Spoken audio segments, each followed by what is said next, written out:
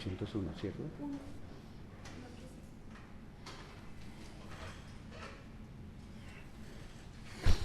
Aló, aló, aló. Siendo las 11 horas de la mañana del día de hoy, agosto 20 del año 2019, en la sala 401 sede del Complejo Judicial de Palo Quemado, damos trámite a la audiencia dentro del radicado 11-00160, 00-102-2017, 00-352, número interno 304.211, que viene cursando contra el ciudadano Francisco Javier Ricaurte Gómez con cédula 73.105.717. Para los fines del registro le voy a solicitar a quienes han comparecido que por favor señale su nombre y lugar de notificaciones. Fiscalía. Muy buenos días, señoría. Muy buenos días, señora secretaria, a los demás presentes e intervinientes en esta audiencia. Camila Calderón Camacho, fiscal de apoyo de la Fiscalía Tercera Delegada ante la Corte Suprema de Justicia. Esto de conformidad a resolución número 01167 del 16 de agosto de 2019, firmada por el fiscal general de la Nación encargado, doctor Fabio Espitia Garzón, del cual su señoría daré traslado en este momento. Asimismo, señoría, me acompaña la asistente del despacho, la doctora Caterina Ávila, que con su anuencia se presentará. Por favor, ¿te anuncias? Buenos días, su señoría, a usted y los demás presentes intervinientes. Caterina Ávila García, identificada con cédula 1010-208907, adscrita al despacho tercero delegado ante la Corte Suprema de Justicia. Gracias. Muy amable. ¿Apoderado de víctimas? ¿Ahí? ¿No? ¿Ministerio Público? Su señoría, muy buenos días. Recibo un cordial y respetuoso saludo extensivo a todas las partes presentes en esta audiencia en representación del Ministerio Público, actuando como agente especial de apoyo, Nelson Francisco Torres Murillo, Procurador Primero Judicial de Penal de Bogotá. Muy amable. Ciudadano Francisco Javier Ricaurte, por favor. Nombre completo, número de cédula y lugar donde se encuentra privado de su libertad. Francisco Javier Ricaurte Gómez, identificado con la cédula de ciudadanía número 73-105-717. Me encuentro privado de la libertad en el Centro Penitenciario y Carcelario Metropolitano de Bogotá, COMEP. Señor defensor. Honorable juez, para usted y para todos, muy buenos días. Mi nombre es Juan Sebastián Fajardo Vanegas y mi dirección de notificación es la carrera 12, número 9835, oficina 203. Muy amable. Bien, procedemos entonces a darle trámite a la audiencia que se ha convocado para el día de hoy. Audiencia consistente en resolver el recurso de apelación que se interpuso a la decisión emitida el 17 de mayo de la presente anualidad por parte del Juzgado 22 Penal Municipal con funciones de control de garantías, donde se niega una libertad por vencimiento de términos. Debemos señalar, en primer lugar, pues que se trató de una audiencia bastante extensa en lo que tiene que ver con las argumentaciones. Argumentaciones que de una u otra manera no dejaron de ser desordenadas en algunos aspectos. Señalemos en primer lugar entonces que por parte de la defensa pues se hace una antesala a qué posibles argumentos podría presentar la contraparte, por cuanto que han sido ya ofrecidos en otra serie de audiencias. Y una vez hecho eso, pues la defensa nos señala una a una las audiencias que se realizaron a partir de diciembre 12 del año 2017, fecha en la cual se presenta el escrito de acusación.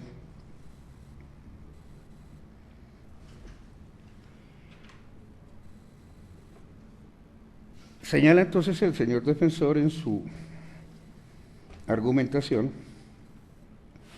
que los términos en el presente caso se hallan vencidos. El señor defensor nos habla de 512 días.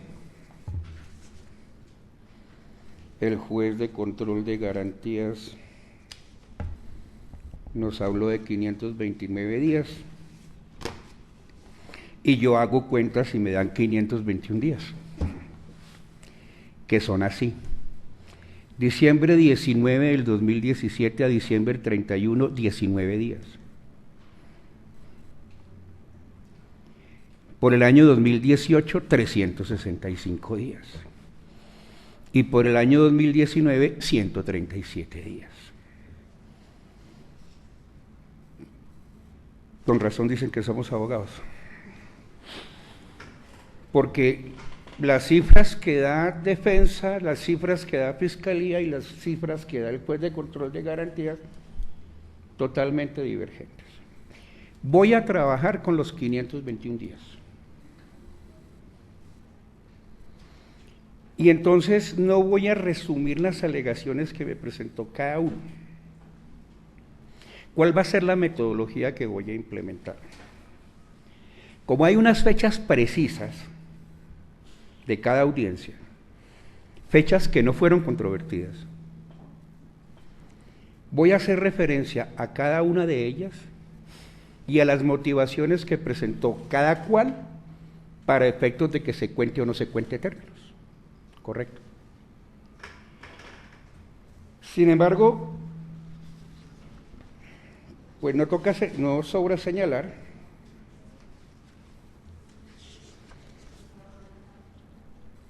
a pesar de la disquisición de la defensa, que aquí estamos es frente a un problema de libertad por términos que es única y exclusivamente un factor objetivo.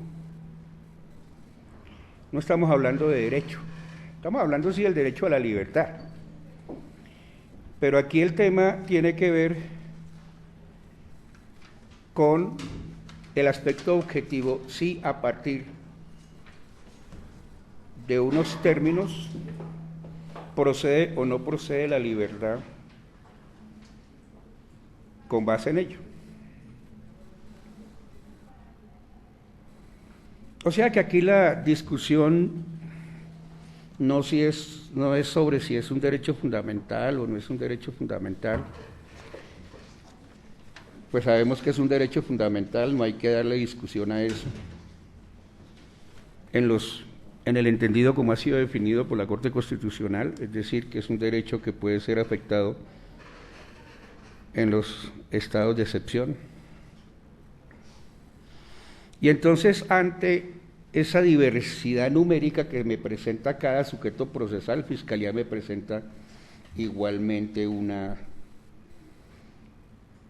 hace una oferta de contabilización totalmente distinta a la de la defensa. Y el señor agente del Ministerio Público que actuó en ese momento, que no sé si es el mismo colega que está aquí presente, pues también me hace una contabilización distinta. Señalemos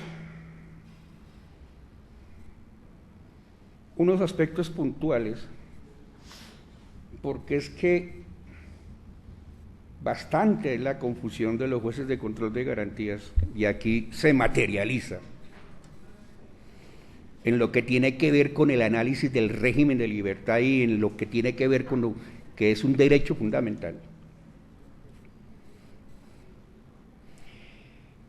Porque es que dentro de las argumentaciones, si bien no fue muy puntual,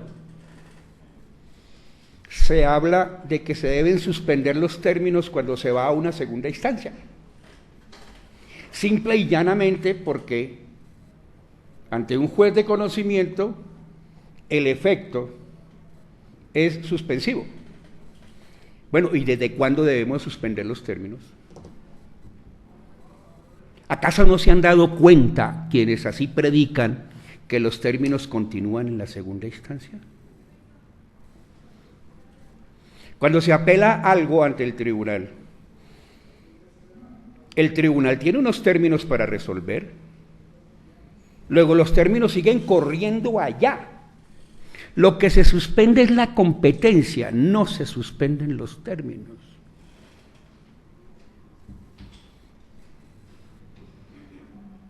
Para una suspensión de términos, el Código establece aspectos superexcepcionales.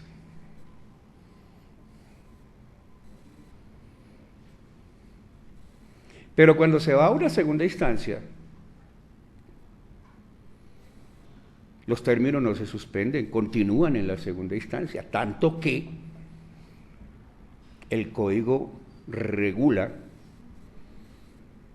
cuáles son los términos de una segunda instancia ante un juez unipersonal y cuáles son los términos de una segunda instancia ante un juez plural, como es el caso de un tribunal, de una sala de decisión.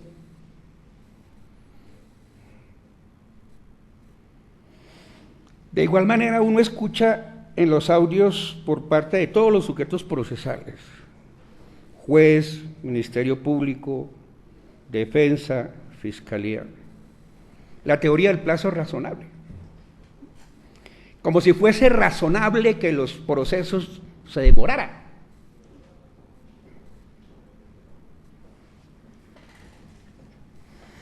Esa teoría del plazo razonable, que a toda hora se vive planteando, en términos reales, solamente es aplicable en el Código en lo que tiene que ver con el artículo 302. Porque lo demás, la propia ley ha dicho qué es lo razonable. Si ha dicho que en un proceso como este el término es de 240 días para obtener la libertad, ese es el plazo razonable. Si ha dicho que entre la audiencia de acusación y la audiencia preparatoria debe mediar máximo 45 días, ese es el plazo razonable. Entonces, aquí se confunde el plazo razonable con lo razonable de la complejidad de un proceso. El único término que no está realmente prescrito en el Código de Procedimiento Penal es aquel que hace referencia al inmediatamente o término de la distancia. Y lo digo así porque donde no hay término en la norma, el Código mismo dice que ese término es de 5 días. Que fue un argumento que utilizó la Corte Constitucional cuando obligó al Estado a normativizar el problema de los términos a partir de cuándo era que se comenzaban a contar estando en la fase de conocimiento. Y realmente ese término siempre ha estado. Siempre ha estado. Uno, el señalado por el artículo 338, que dice que recibido el escrito de acusación el juez tiene 3 días para fijar fecha y no dice cuándo, ¿no? No habla de cuánto término. Y otra, que es el artículo 159, perdón, me rectifico, que dice: el funcionario judicial señalará el término en los casos en que la ley no lo haya previsto, sin que pueda exceder de 5 días. Entonces siempre ha habido término. Siempre. Así la ley 1453 hubiera revertido la reforma de la ley 1142. El término siempre ha existido. Desde la regulación del 2005 que omitió ese término, el término ha existido por integración de las normas. Simplemente hay que ver el código desde el punto de vista sistemático. Eso es todo lo que hay que hacer, es muy simple. Entonces,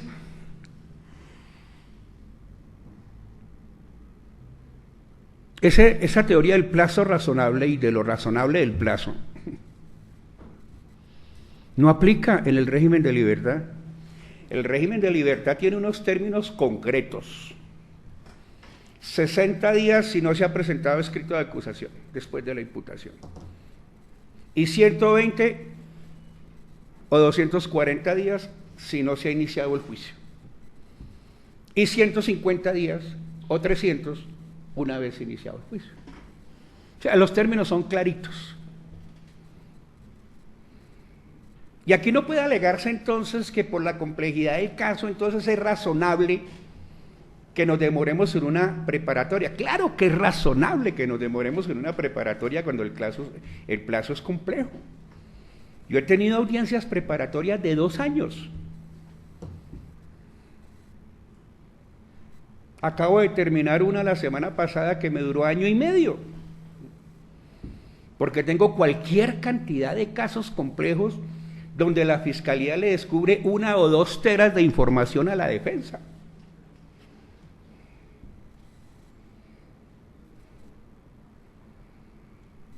Y entonces ahí, pues es razonable que medien unos tiempos.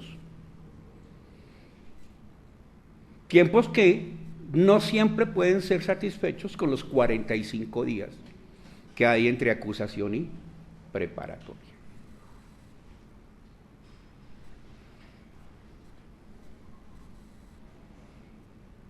Otro aspecto importante que veo con preocupación en esta audiencia, me deja supremamente preocupado,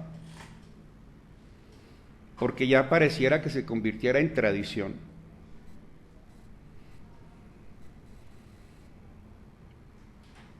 Es que se invoca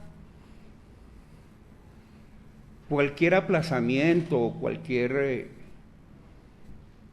circunstancia que se presente como dilatoria.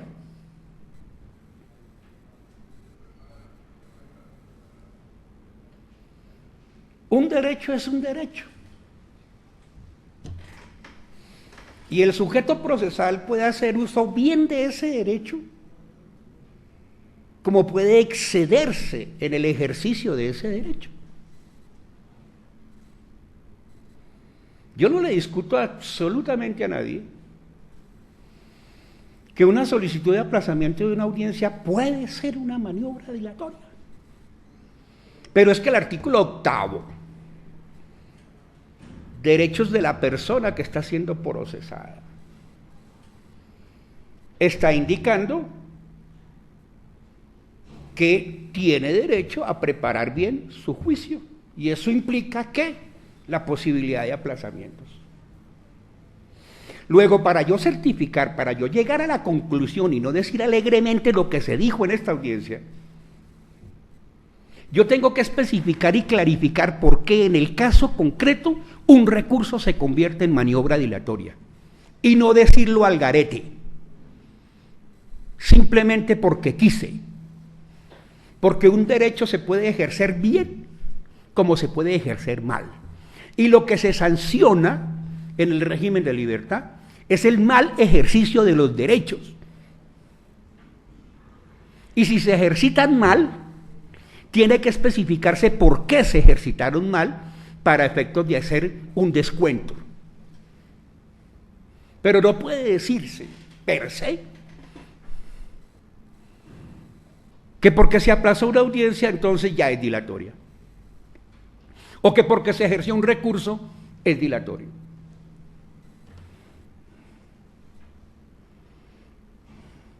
Y otra cosa que me dejó sorprendido es un criterio que, soy honesto, yo pensé que ya había desaparecido del escenario judicial, pero veo que no. ¿Cómo así que le descuentan las vacaciones colectivas al preso?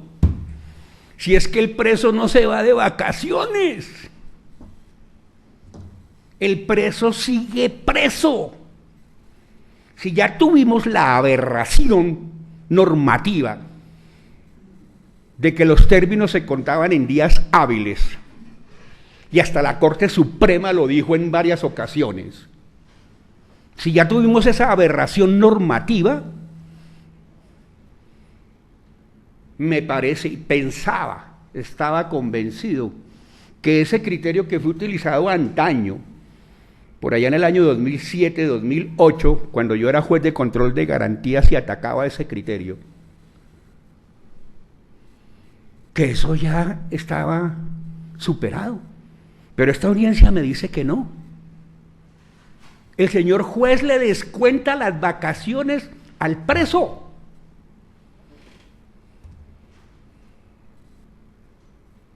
Y eso no puede ser así. El preso no tiene la culpa de que su caso se lo hayan atribuido al juez de circuito. ¿Y por qué no se pueden descontar esos términos? Porque si se descuentan esos términos se viola el principio de igualdad. ¿Cómo así? Los jueces especializados continúan trabajando y los jueces penales municipales continúan trabajando. Entonces, quienes están ante los jueces penales municipales y quienes están ante los jueces especializados, a ellos sí le contabilizamos los términos porque los despachos están abiertos, y a quienes están con competencia ante jueces de circuito no se los contabilizamos porque los jueces están de vacaciones. ¿De cuándo acá? Y por eso me sorprende, estamos violando el principio de igualdad.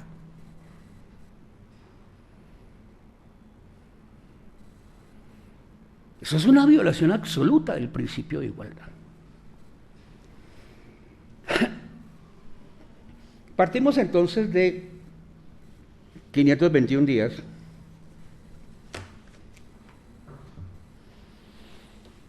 Y entonces comencemos a verificar, de acuerdo al audio,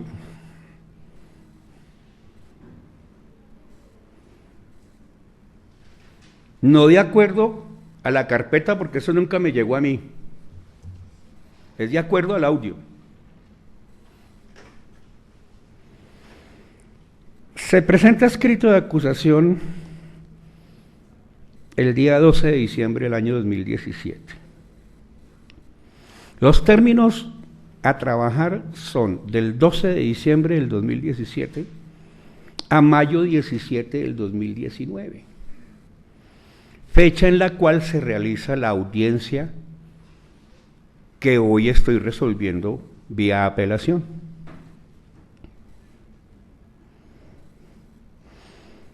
Y entonces se presenta el escrito de acusación y el juzgado de conocimiento convoca para el 23 de enero del 2018 la audiencia de formulación de acusación.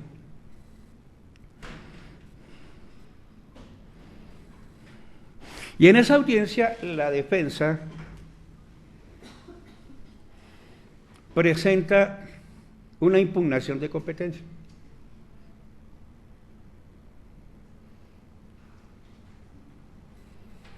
¿A qué obedecía el argumento? A que habían circunstancias fácticas que daban a entender que el ciudadano acusado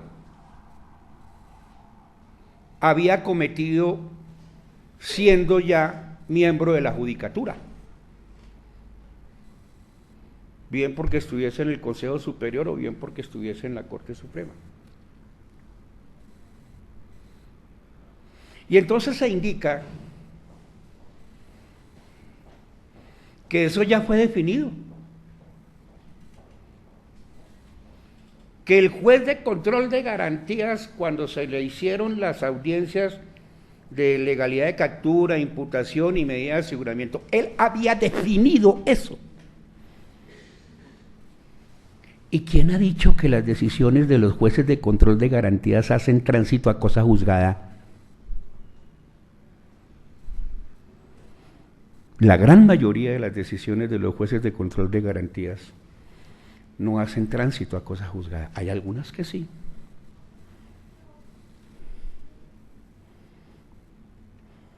En particular, de acuerdo a lo que escucho en el audio, el juez de ese momento, cuando se hizo la audiencia de legalidad de captura, de imputación, no dejó de discutir el tema, sencillamente dijo, soy competente y punto, y siguió con el trámite. Ahora bien, ¿cuál es el escenario para presentar eso? ¿El código qué dice?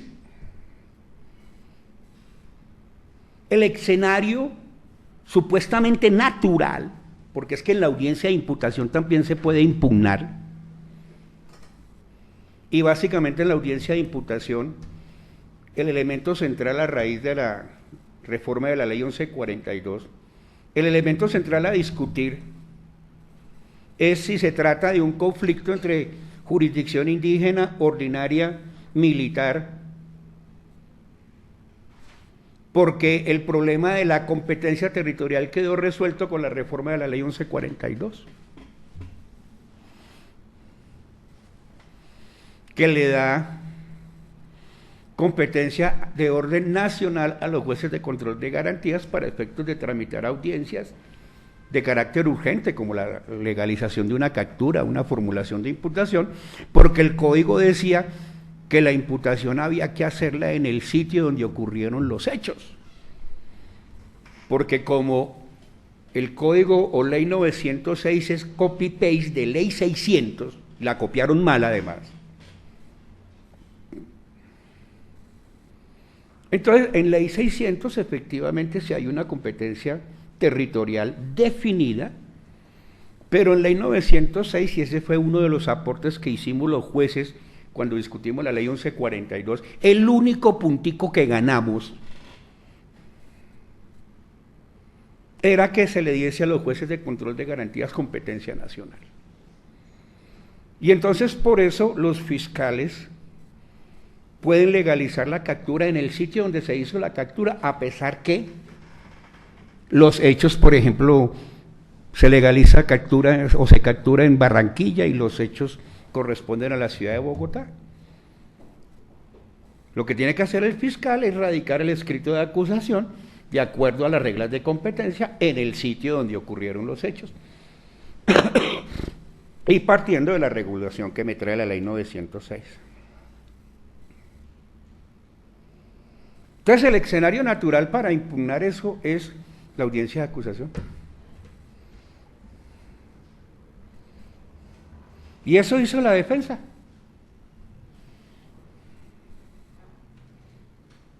¿Con base en qué lo hizo? De acuerdo a lo que se escucha en el audio. A elementos confusos del escrito de acusación, en donde, a partir de unas fechas, se daba a entender que parte de las conductas por las cuales se está tramitando este proceso abarcaban una línea temporal en donde el ciudadano Francisco Javier Ricaurte ya era magistrado del Consejo Superior de la Judicatura o de la Corte Suprema.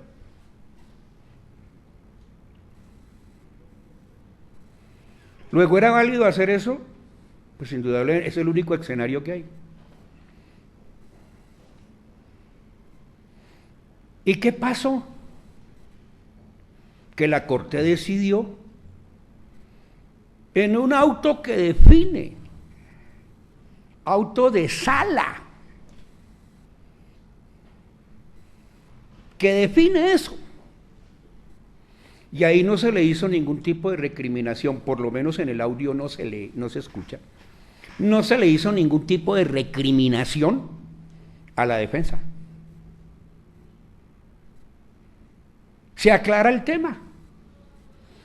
Lo que tiene que ver con este radicado es de competencia de la justicia ordinaria. Sencilla y llanamente se aclara el tema.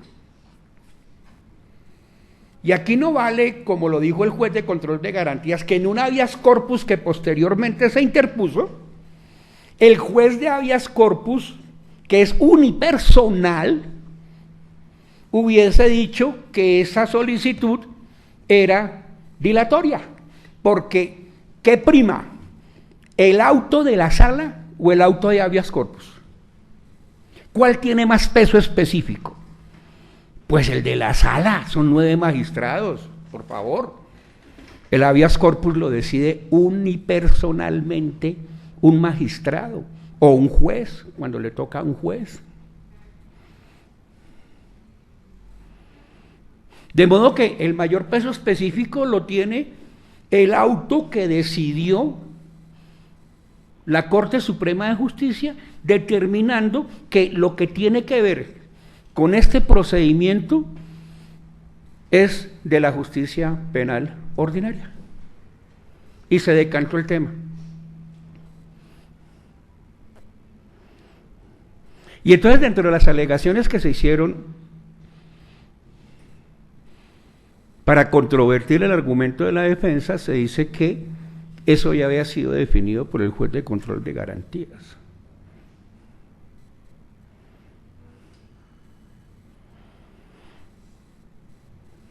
Y sucede que el juez de control de garantías sencillamente dijo, de acuerdo a lo que yo escucho en los audios, yo soy el competente, y siguió con el trámite y no se sometió a discusión.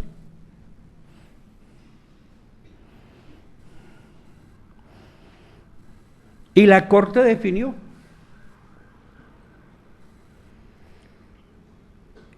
Esta decisión es del 21 de febrero del año 2018.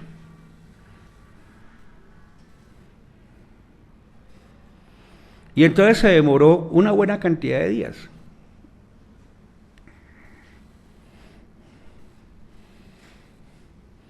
Y el juez de control de garantías le descuenta todo. Cuando se presenta una segunda instancia o se tiene que ir a un superior, vuelvo y repito, los términos no se suspenden, comienzan a correr en ese superior. Y este evento en concreto está regulado por el artículo 341.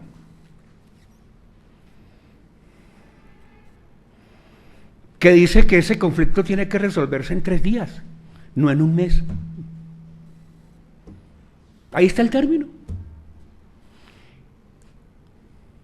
¿Qué culpa tiene la persona privada de la libertad que el juez al cual le correspondió el caso esté congestionado? ¿Qué culpa tiene el acusado aquí que este negocio hasta hoy lo esté resolviendo yo? Él no tiene la culpa. Yo no puedo cumplir con el término de los 5 días que me señala el Código de Procedimiento Penal. Me es imposible.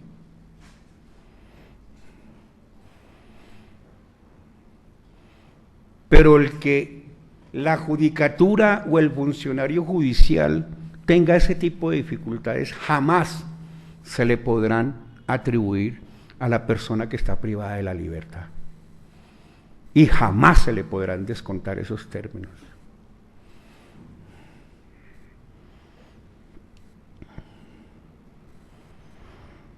Posteriormente a que llega el caso, en marzo 9 se convoca la continuación de la audiencia de acusación. Para ese día se hace una solicitud por parte de la defensa de aplazamiento. ¿Con qué argumento? Tenía otra audiencia ya programada antes de que se fijara esta fecha del 9 de marzo. Y se convoca nueva fecha para marzo 16 del año 2018, en donde se tramita la acusación, se finiquita la acusación y se fija audiencia preparatoria para mayo 17.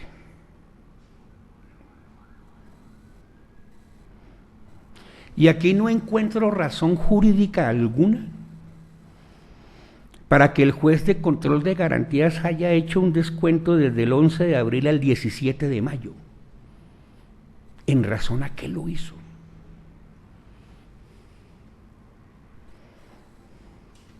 No dio una razón específica.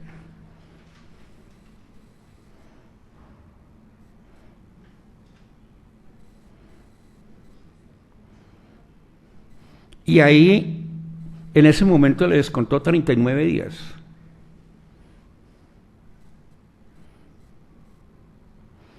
Porque por el problema de la Corte, al final le descontó 93 días, que es la cuenta final que hace él. 93 días, incluyendo, dice él, el juzgado,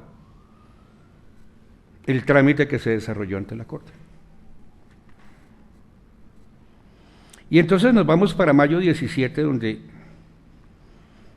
se realiza la audiencia preparatoria, o se comienza a desarrollar la audiencia preparatoria.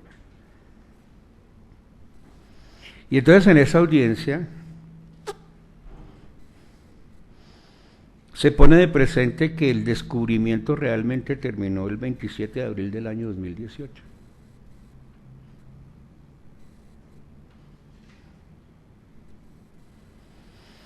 La defensa en ese momento solicita 60 días de término para efectos de poder manejar el descubrimiento que le han hecho.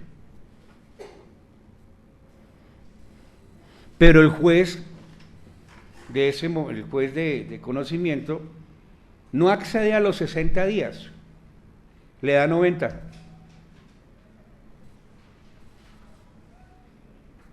Y dice que esos términos van por cuenta de la defensa para evitar una libertad por vencimiento de términos. La gran pregunta que hay que hacerse es: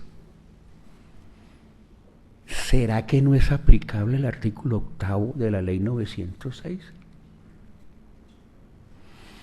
Porque es que el artículo 8º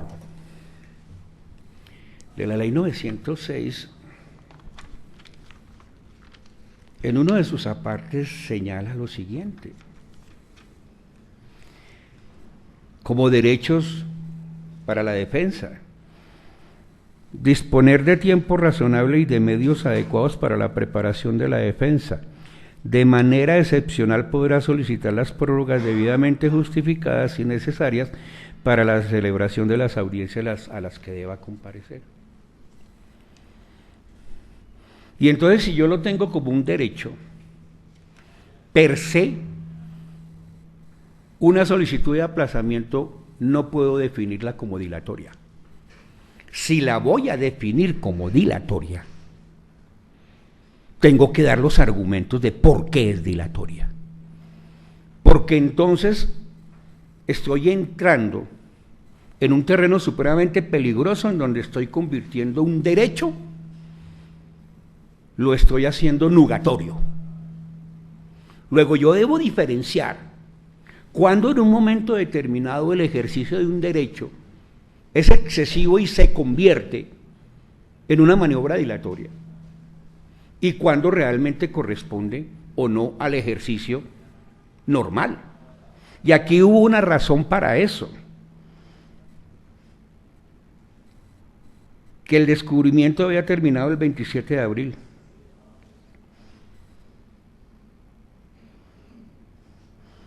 Y se solicita por parte de la defensa 60 días. El juzgado le da 90. Eso no es culpa del imputado, del acusado. Y el juez de control de garantías le descuenta por ese hecho 92 días de detención. Es decir, al ejercicio de un derecho debidamente justificado, porque el descubrimiento se había hecho, había terminado el 27 de abril, aspecto que no fue controvertido. La fiscalía no controvirtió eso. Quien controvirtió eso fue el juez y dijo: no, es que el término son 3 días. Pues sí, la norma dice que son 3 días.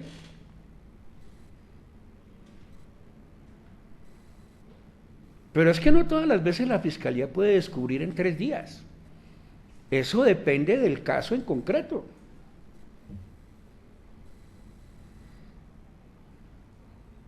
Yo tengo un caso en donde la fiscalía le descubrió 2 teras de información a la defensa. Y casi que no le puede dar las 2 teras de información porque no tenía teras para entregarle a la defensa. Porque tampoco tenía medios. Y obviamente la defensa mucho menos tenía medios para desglosar 2 teras de información. O sea que eso no es así tan de buenas a primeras. Lo normal es que sean 3 días. Lo usual, el término razonable. Pero eso no hace que atendiendo a la complejidad de un caso en concreto, ese término las partes tengan que ampliarlo por X o Y dificultad y ello lo convierte en lógico y razonable.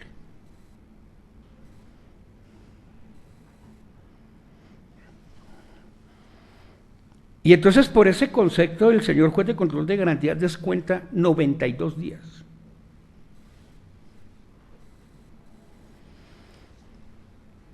Nos vamos para la audiencia de agosto 16.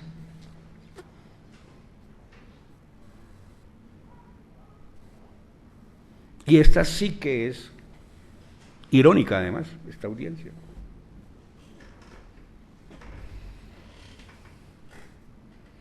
Ahí se continúa la preparatoria. Y en esa ocasión, agosto 16, la defensa dice que tiene conocimiento porque los medios de comunicación han publicado una serie de interceptaciones telefónicas que no le fueron descubiertas a él. Y entonces él exige que se las descubran. El juez en ese momento dice que el descubrimiento es completo, sí.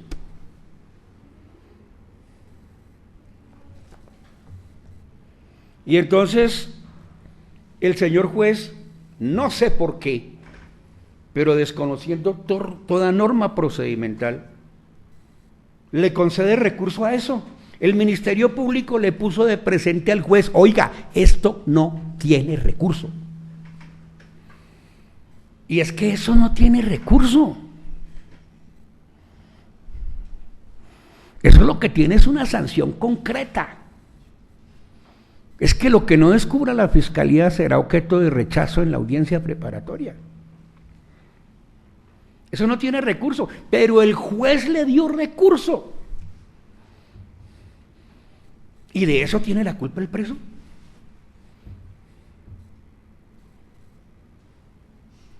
Y ese recurso que se interpuso en agosto 16 y se concedió en agosto 16, es resuelto el 24 de septiembre por el Tribunal Superior de Bogotá, donde define que el descubrimiento está completo y le dice al señor juez, oiga, esto no debió haberle dado recurso. Sin embargo, el asunto regresa el 3 de octubre y a raíz de ese error del juez,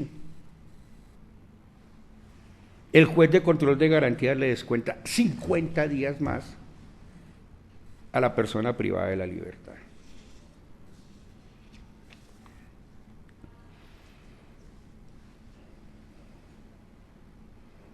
De agosto 16 del 2018 y habiendo regresado el 3 de octubre al despacho, se convoca para continuar la audiencia preparatoria el día 7 de noviembre. Ese día continúa la preparatoria. El 8 de noviembre continúa la preparatoria. Y aquí igualmente hay una circunstancia que a mi juicio no es admisible.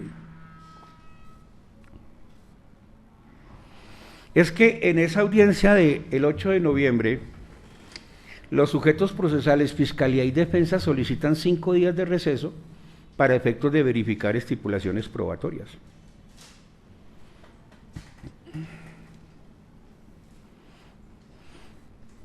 El juzgado no accede a los 5 días.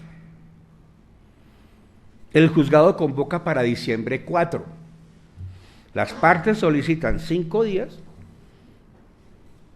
o sea, era para hacerla en noviembre, 8 y 5, 13, por esas fechas, 13, 14, 15, y el juzgado la programa es para el 4 de diciembre. Y no se hacen estipulaciones, se estipula escasamente la plena identidad y la carencia de antecedentes.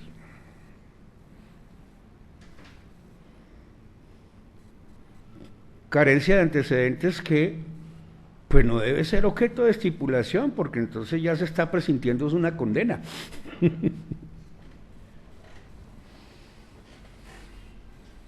Eso se tramita en 447.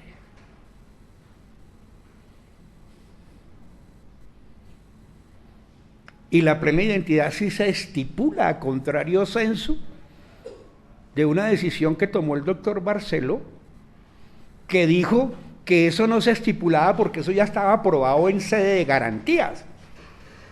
Hierro gravísimo, porque es que en garantías no se prueba nada. En garantías no hay pruebas. Y la Corte Constitucional también se equivocó en eso. Porque cuando la Corte Constitucional declara la constitucionalidad de la prohibición del juez de decretar pruebas, dice que al juez le queda prohibido decretar pruebas, salvo al juez de control de garantías, y el juez de control de garantías no ordena pruebas. La única prueba que materializa el juez de control de garantías es la prueba anticipada, no más. De resto, todo lo que hay en garantías son evidencias. ¿Quién ha dicho que hay pruebas? El doctor Barceló en un auto lo dijo, sí. Lo respeto mucho. Somos docentes de la misma universidad en posgrado, pero no comparto esa decisión, por lo menos esa, porque hay otras que han resuelto problemas dentro del sistema penal acusatorio, yo tengo que reconocerlo así, pero esa en particular no la comparto.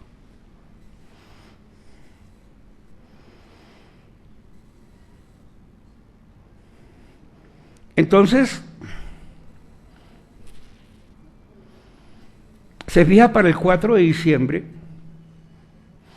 y como no hubo estipulaciones, cuando lo que se estipuló fue la plena identidad, cosa que se hace en 5 minutos, entonces el juez de control de garantías le descuenta ese término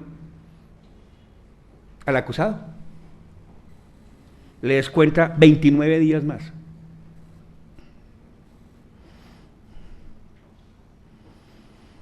Y dice, de noviembre 22 a diciembre 4. Perdón, del 8 de noviembre al 4 de diciembre.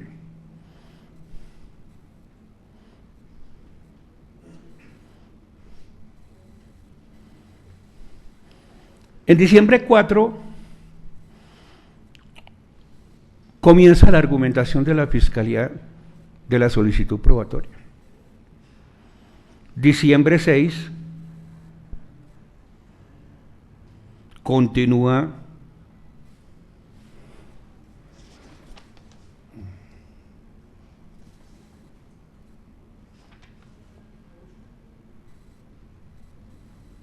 la audiencia preparatoria. En las horas de la mañana termina la argumentación de la Fiscalía y en las horas de la tarde comienza la intervención de la defensa. Se extiende al día 11 de diciembre, continúa el día 12 de diciembre, continúa el día 13 de diciembre. Y aquí se le da el uso de la palabra ese día al señor acusado. Y se fija fecha para enero 23 y enero 24 para continuar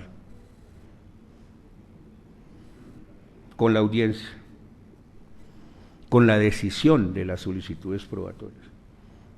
Y aquí el señor juez de control de garantías le descuenta al acusado la vacancia judicial.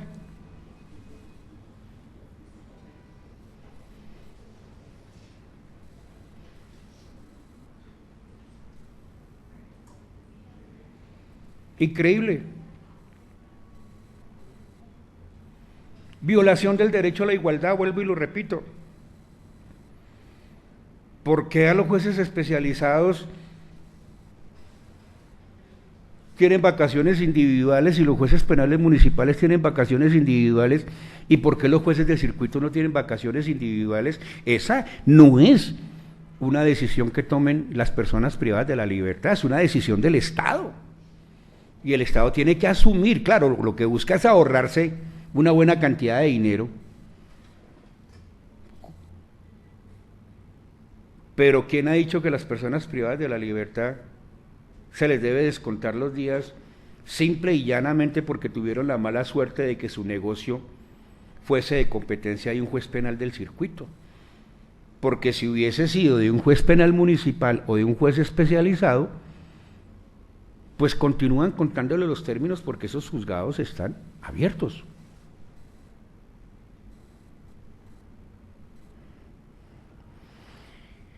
En la audiencia de enero 23 del año 2019, se toma la decisión y el aquí acusado solicita que se le dé un día para argumentar su recurso. E igualmente solicita nulidad. Y el juzgado en ese momento no corre traslado de la nulidad.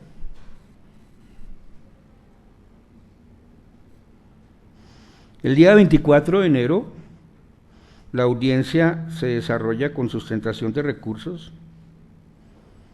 Se continúa con febrero 6 del 2019 sustentando el recurso. Febrero 7 igualmente continúa sustentándose los recursos. Y febrero 8 igualmente continúa presentándose alegaciones de recurso, ahí habla el acusado. Define el juzgado la reposición que se interpuso. E igualmente vuelve a solicitarse nulidad, pero se desiste de la misma, en la misma audiencia.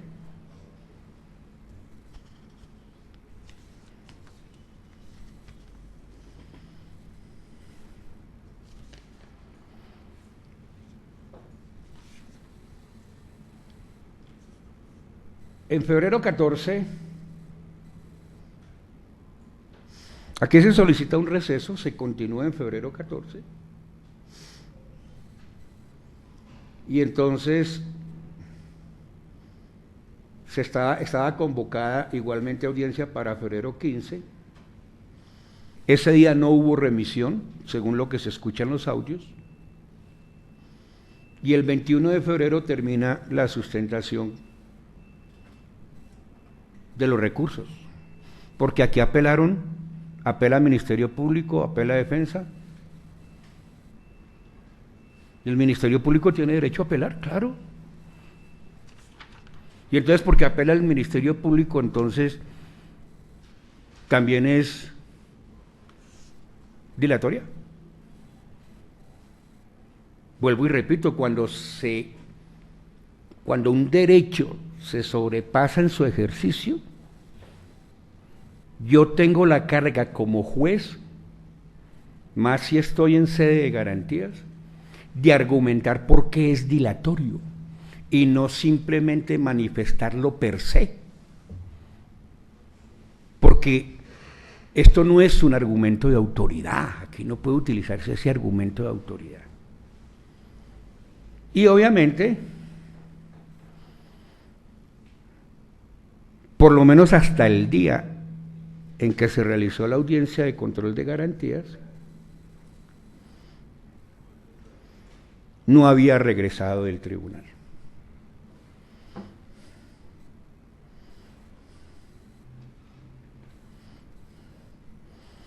Se remitió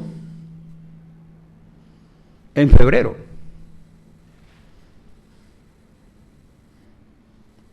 Y al día 17 de mayo,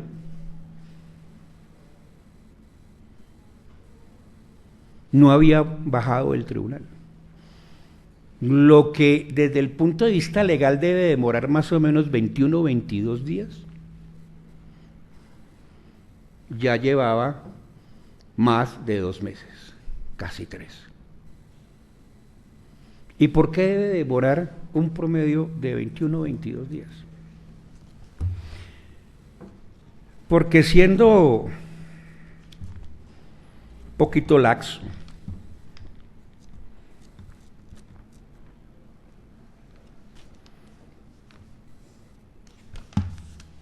el artículo 178 estipula cuánto debe durar el término. En su inciso segundo dice, en su inciso tercero dice, si se trata de juez colegiado, que es el caso que nos compete, el magistrado ponente dispondrá de 5 días para presentar proyectos, 3 días para la sala para su estudio, son 8, y 5 más para dar lectura, o sea, son 13. Súmele, del juzgado al centro de servicio un día, del centro de servicios al tribunal otro día, que en el tribunal lo radica y lo reparta en otro día, 3, y súmele otros 3 de regreso,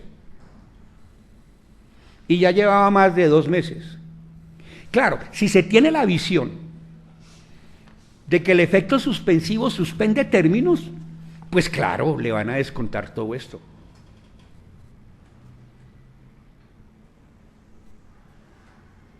Lo que se suspende es la competencia, no se suspenden los términos.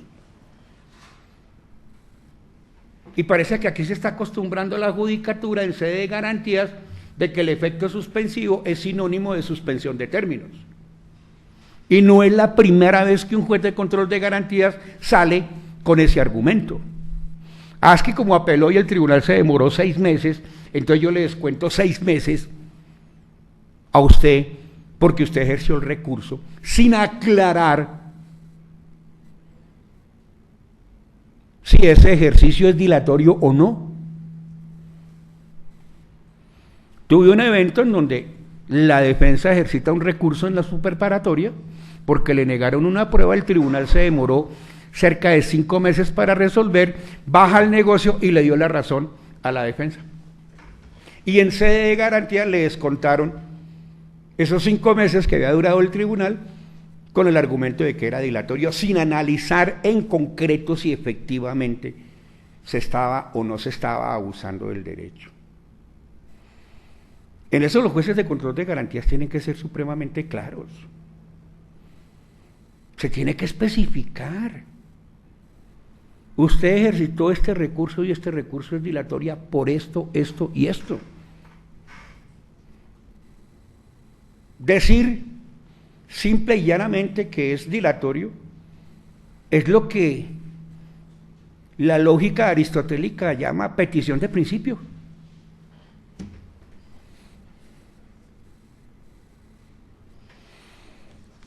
En ese marco tenemos entonces que de los 521 días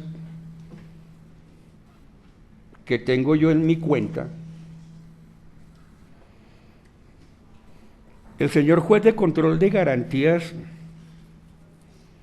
solamente le convalida 134 días a la persona privada de la libertad. El preso le quedó debiendo. Y entonces vamos a ver qué era descontable. La ida ante la Corte Suprema de Justicia definiendo ese conflicto era válido, no tenía por qué descontarse. La propia defensa solicita que el aplazamiento de marzo 9 se lo descuenten. Ahí son 7 días. Los plazos entre una audiencia a otra no tienen por qué descontársele al sujeto procesal. en un aplazamiento, la norma habla de máximo 45 días y el juzgado programó a 53. ¿Dónde está la dilación? ¿Dónde está la dilación? Si es que el término máximo son 45 días. Aquí ya el tribunal le ha revocado a jueces que terminan la preparatoria y de una vez van instalando el juicio. Y les ha dicho a esos jueces, oiga, ahí está la norma que dice que máximo o por lo menos déle 45 días a la defensa. Ahí está el término. Y una de las audiencias se programó a los 53 días. O sea, ¿dónde está la dilación?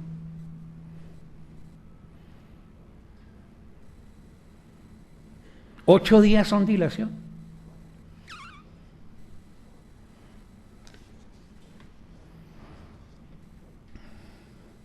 Igualmente no encuentra razón alguna para que el señor juez de control de garantías haya descontado del 11 de abril al 17 de mayo 39 días.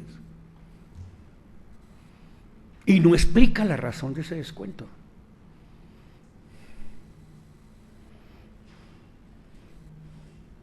Y mucho menos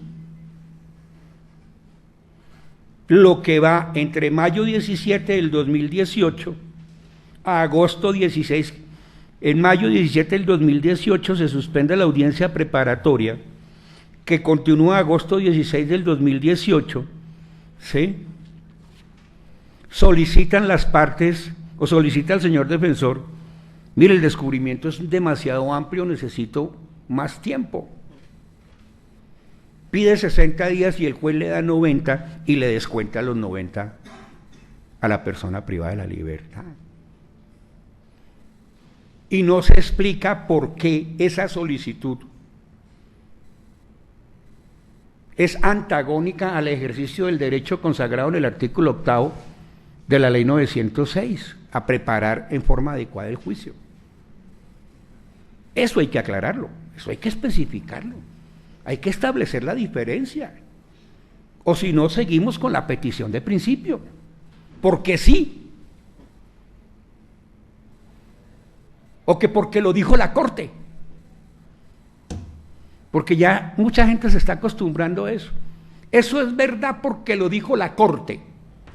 No, la Corte ha dicho cualquier cantidad de barbaridades, en muchas sentencias. Como por ejemplo en aquella de la doctora María del Rosario, donde declara la nulidad de la audiencia de imputación y deja a la persona privada de la libertad sin imputación. Del 2009. Y en Bogotá enjuiciaron a 3 magistrados que hicieron lo mismo. O sea, nulitan la audiencia de imputación, pero como era un delito sexual, entonces el sujeto continuó preso.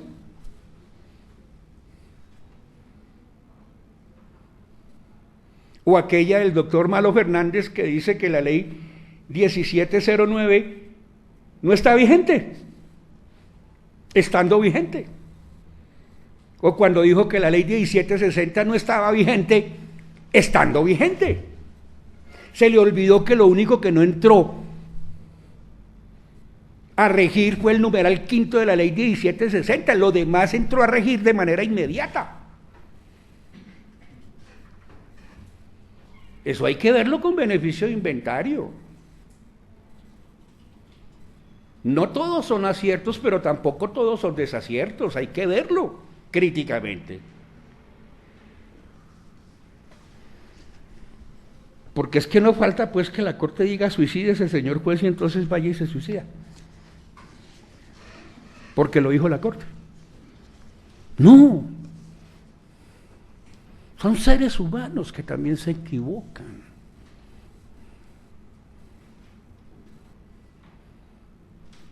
Que igualmente pueden cometer errores, claro. No es que son seres humanos, no son máquinas. Si se equivocan las máquinas,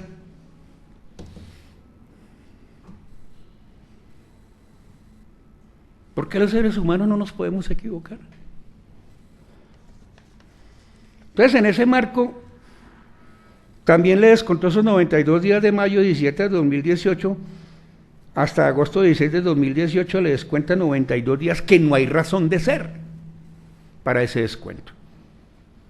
Porque no se especificó si se trataba de una maniobra dilatoria o si se trataba de un acto de preparación de la defensa, dado el extenso descubrimiento que se efectuó. Y el término de 50 días a raíz de la audiencia de agosto 16 del 2018, en donde el señor juez de conocimiento le da recurso a una decisión que es de trámite, pues cualquier sujeto procesal aprovecha el error, ni más faltaba. El único que puso en evidencia el error fue el agente del Ministerio Público, que le dijo al juez, oiga, esto no es de recurso. Si no hubo descubrimiento probatorio, lo que procede es el rechazo del medio probatorio. Eso es lo que procede, y eso está normativizado. El artículo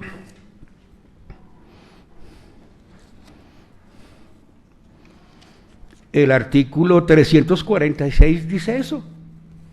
Lo que no es descubierto debe ser objeto de rechazo. Y punto. Esa es la sanción. Eso no tiene recursos. Pero el juez lo concedió. Y entonces ahí le descuentan a la persona privada de la libertad 50 días más, que no hay razón de ser. E igualmente le descuentan 29 días al acusado en consideración a que, habiéndose solicitado 5 días para trabajar las estipulaciones, el juez da más término y no se hicieron estipulaciones. Entonces lo que uno concluye es que, como no se hicieron estipulaciones, debemos sancionar a la defensa, contándole ese término en contra del acusado. Y ahí le descontaron 29 días más. Y obviamente un descuento de 36 días más por el periodo de vacaciones es algo que no resiste la más mínima valoración, o por lo menos ya he señalado en qué consiste esa situación.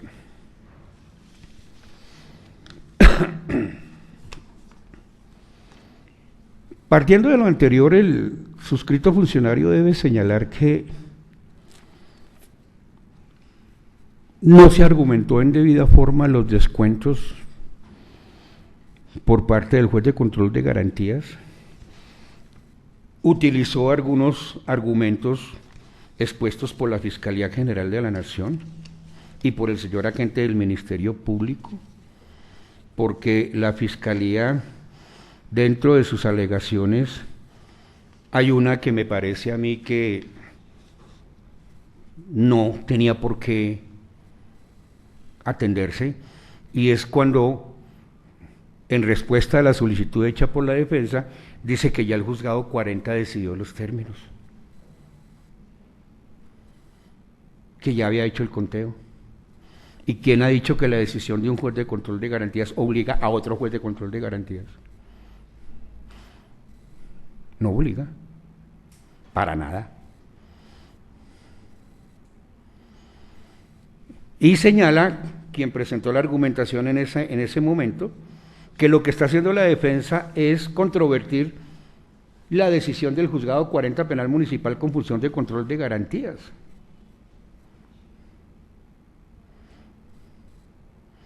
Y señala igualmente la argumentación de la Fiscalía General de la Nación que hay abuso del derecho. Y no dice por qué. Petición de principio.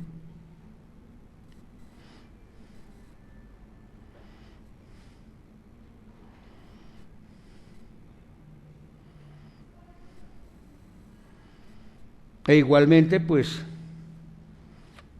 en lo que tiene que ver con una preparatoria, solicita que se descuente ese término. Hacía yo referencia a los 53 días, y fue el lapso que hubo entre marzo 16 En marzo hubo 16 días, abril 30 y mayo 17, 53 días, y el artículo 175 dice que máximo son 45 días. Vuelvo y repito, aquí ya le revocó el tribunal a un funcionario judicial, porque en aras de evitar el vencimiento de términos, terminó la preparatoria y ahí mismo instaló el juicio. Y dijo, iniciamos el juicio, se interrumpe el término para la libertad. Tiene validez lo señalado por el juzgado de instancia cuando al momento del aplazamiento dice, es que los términos corren por cuenta suya. En términos de obligatoriedad, no. Porque efectivamente eso sí es de valoración de un juez de control de garantías. Pero si el juez de control de garantías quiere acoger eso, debe justificar por qué lo acoge, no porque lo dijo el juez de conocimiento. Debe justificar por qué es válido darle efectividad a esa constancia que deja el juez de conocimiento.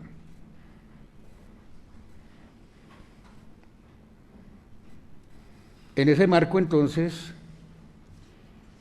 debo señalar que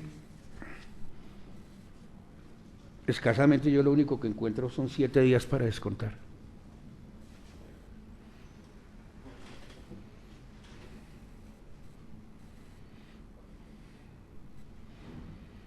Porque nunca se diferenció el ejercicio de un derecho con el abuso del derecho. Porque se descontaron términos que no podían descontarse. Porque la vacancia judicial no se le puede atribuir en contra del acusado, en contra de la persona que está privada de la libertad. Porque la Semana Santa tampoco se le puede descontar a los presos, donde también hay vacancia colectiva. Ese es un problema de la ley, es un problema del Estado. Mire a ver Estado cómo lo resuelve. No quiere que se venzan los términos por ese periodo de vacaciones, pues monte jueces sin vacaciones colectivas y proceda a hacer los reemplazos correspondientes cuando haya vacaciones, así como lo hace con los jueces especializados y como lo hace con los jueces penales municipales.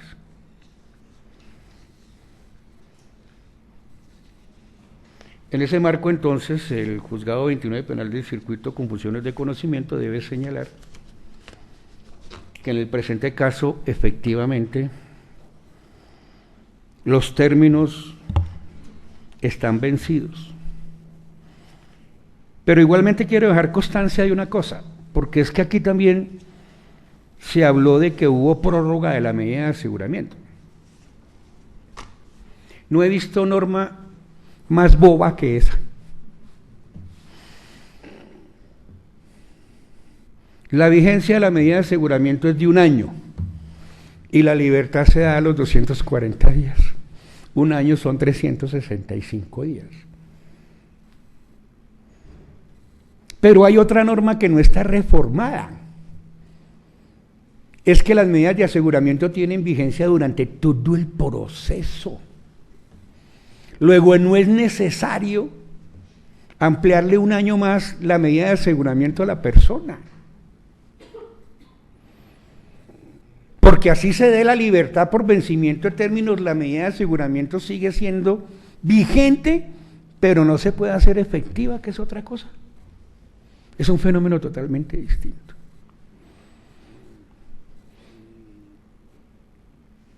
Y entonces, la solicitud de prórroga de acuerdo a esa ley 1760, pues, 1782, perdón, pues, entra dentro del absurdo legislativo. Porque cada día el derecho penal, primero, es más fascista, afecta cada día más los derechos fundamentales y se está convirtiendo día a día en un derecho penal de enemigo. Gravísimo eso. Gravísimo que ya esté funcionando un acto legislativo para imponer la cadena perpetua. Y quien así lo está reclamando no se imagina el daño que le hace a la sociedad colombiana, porque nosotros estamos inscritos a unos pactos internacionales en donde se prohíbe la cadena perpetua. ¿Por qué los gringos y los rusos no han firmado tratados internacionales? Porque ellos tienen la pena de muerte. Ah, pero sí le exigen a todo mundo el respeto de los derechos humanos. Donde nosotros hagamos eso, las sanciones económicas son terribles. Nosotros no podemos reversar ya una decisión tomada por una ley que fue aprobada en la década del 70, cuando se integró el Pacto Internacional de Derechos Civiles y Políticos a la ley colombiana. Nosotros no podemos ya reversar eso. Pero pues aquí el derecho penal de enemigo, pues cada día se abre más paso. Las reformas son tendientes a ver cómo se alarga más el régimen de la libertad. Aquí se le hizo una reforma a la sustitución de la detención preventiva y quienes la lograron coronar, felices, y se les olvidó que desde el año 91-92 la Corte Constitucional viene reclamando el principio de proporcionalidad. Proporcionalidad en sentido estricto, por más que haya la prohibición. El juez tiene que verificar en concreto si una medida menos gravosa es o no es suficiente. Así la norma diga que se le prohíbe la detención domiciliaria, como está en el régimen de libertad. Antes de la reforma, ya la sentencia C-310 de 2007 estaba diciéndole al juez: señor, esa prohibición usted tiene que verificarla en concreto. En ese marco, entonces, debo señalar que, atendiendo a que efectivamente el término para el derecho a la libertad por vencimiento del mismo se haya vencido, se han superado los 240 días de privación de la libertad sin que se hubiese iniciado el juicio oral a la fecha de la audiencia. No sé si ya se inició, pero yo decido es a la fecha de la audiencia. Deberá revocar la decisión que en su momento tomó el Juzgado 22 Penal Municipal con función de control de garantías de negar la libertad por vencimiento de términos al ciudadano Francisco Javier Ricaurte Gómez, con fundamento en lo expuesto anteriormente. En mérito de lo anteriormente expuesto, el Juzgado 29 Penal del Circuito con funciones de conocimiento resuelve: primero, revocar la decisión tomada por el Juzgado 22 Penal Municipal con funciones de control de garantías el día 17 de mayo del año 2019, mediante la cual se negó la libertad al ciudadano Francisco Javier Ricaurte Gómez con cédula 73-105-717 por vencimiento de términos. Segundo, otorgar la libertad al ciudadano Francisco Javier Ricaurte Gómez con cédula 73-105-717 por vencimiento de términos de conformidad con lo expuesto en la parte motiva de la presente decisión. 3. Por intermedio del Centro de Servicios, líbrese la correspondiente boleta de libertad en favor del ciudadano Francisco Javier Ricaurte Gómez con cédula 73-105-717. Y cuarto, contra la presente decisión no procede recurso alguno. Siendo las 12:20 de la tarde, damos por terminada la presente audiencia. Muchas gracias, pueden retirarse.